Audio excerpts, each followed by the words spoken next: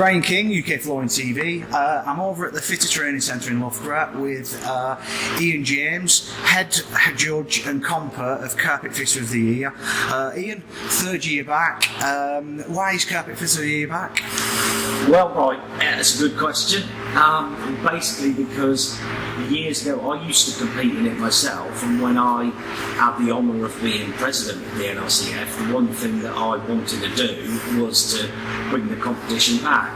And so it all started off as one day a normal council meeting, and I suggested bringing the competition back, and the other council members around the table basically said, if you can get funding and sponsorship for it, then do it, and it all happened from there. Ian, it were really big in the 90s. What's the difference in the competition now that it was back then?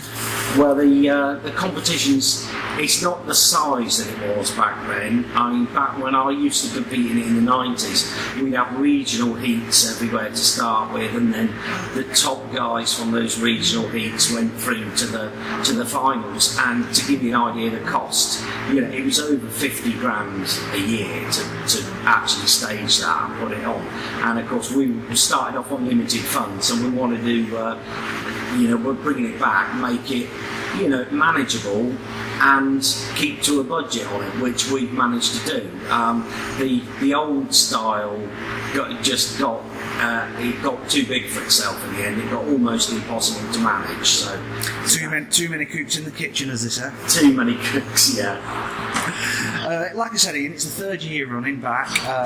Are you getting a lot of interest in it? A lot of people entering? Absolutely. I mean, the interest in it increases every year. The first year that it came back was the real tester, because there were people that would remember what it used to be like, and we were a little bit worried that we wouldn't have enough people to enter in the competition, simply because of how it used to be, and that they would probably want to sit and watch it to start with. And a lot of guys who I spoke to, being a compare, actually said that to me. They said, we're here to watch this first one, to see what it's all about, to see whether it's something we want to be a part of in the future. And thankfully they have done, and entries increase every year since. Ian, how much support do you get for the competition, like sponsorship and things like that? If we didn't have support from the industry, we basically couldn't put it on, because it's all about money. We don't make any money from it. All the money is used in the competition, but the people that sponsor us, when we first started speaking to sponsors to say that we were thinking about bringing it back, I was amazed at how many of the big hitters out there, the big well-known companies, turned around straight away and said, we're in. This is what we've been waiting for this to come back. So it's great. It's and it's been my baby. So I'm just so proud of it. It gets better every year. Ian, for people who don't know, where's the competition held and why? Right. Well, the competition's held at the Harrogate, the floor show in Harrogate. There, it's a brilliant showcase, because people are there. It's all about flooring. It's all about the flooring industry. So there's no better place to have it. And Wendy Adams and her team have always been such great supporters. Helping with the competition, providing us with the space to run it. And I can't ever see it being anywhere else. For me, people often have the question, where should the flooring show be? Should it be North Central, or should it be where it is? For me, there's nowhere else. It's Harrogate. That's the place for the flooring show. Ian, for somebody who wants to enter, what's the process in entry? Right, well, there's most people, the guys at the show, people who come along to the show, only see the final. You see, but there's an awful lot of other stuff that's gone in before that, because the guys get sent a questionnaire. That's stage one, and the questions are deliberately structured to bring out the best answers in people, so they have to give a very thorough answer, and then there's a panel that sit down and look at those answers and decide who's given the most full answers. So everybody's scored based on that. So that gets you through phase one, and then we have to get that down to 12 people. From that, so it's quite cutthroat, I'm afraid. It's quite brutal to start with, but then we get the 12 people then come into the fitter training centre here, and they have to all do the same thing. They compete in doing a staircase and a flat area in stretch fit carpet, and from that they're scored on that, and we basically get that down to the 6 guys that are going to appear in the final. And can anyone enter? Absolutely anybody can enter. The only criteria you have to have is that you fit carpet or you fit flooring. You don't have to be an NICF member.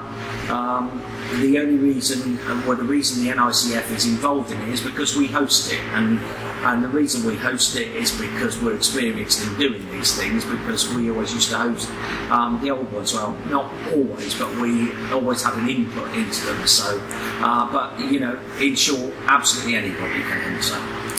And Ian, what's on the agenda for this year's competition? Well, obviously, Brian, that's a secret at the moment, because we can't divulge beforehand what it is. But it will be exciting. It will be challenging, as it always has been. The platforms, as you people appreciate, are quite small at the moment, and that's so it's to bring out the best in the guys. So they're very intricate what they have to do. And in the future, what I can tell you is we're looking at bringing in other forms of flooring, other disciplines like LVT, for example. So there's in the future you will be seeing an LVT version of the competition. Finally, Ian, what's in the future for the competition? Where do you see it going? Well, I'm hoping it just goes from strength to strength, because certainly going by the feedback that we've had on the previous ones, I think it can only get better. We're learning from it as well. When we build the platforms, when we put the questions together, it becomes more challenging for me personally each year. But I love doing it, and I'd just like to see whether it be a carpet fitter of the year, LVT fitter of the year, that's just something that is great for the trade, and it brings people together, because that's why I know a lot of the guys that I do today, because when I used to enter the competitions, they were entering as well, and we've all become mates and from years ago, and that's happened. I've seen that happen over the last 2 years at the competitions, when we've got guys that forge friendships here, and they still see each other on a regular basis, get together, social media and stuff, and chat, which is fantastic. Ian, before we wrap it up, what prizes do you win, and how could it benefit somebody's business by winning? Right. Well, the main benefit is the kudos of being the fitter of the year.